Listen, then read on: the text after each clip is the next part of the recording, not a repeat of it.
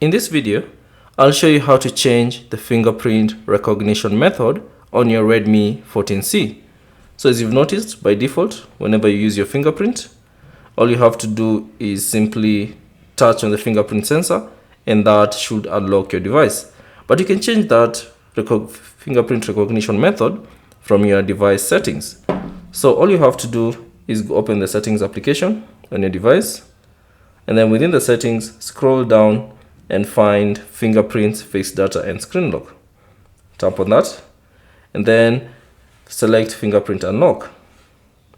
And then confirm your PIN, password, or pattern, or your screen lock, and then you proceed. And before you can change this fingerprint recognition method, you have to ensure that you have a fingerprint enabled on your device. I've done a video on how to add a fingerprint, so I will link it in the description below. And then once you're in the fingerprint settings, you should find the fingerprint recognition method. So by default, it's set to touch. So simply tap on that option, and then you should see the two options.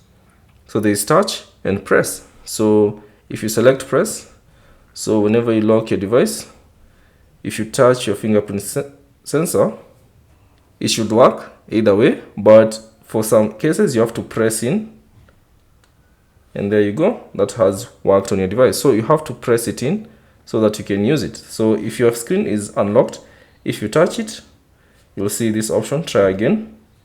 So all you have to do is have to press it in, and that will unlock your device.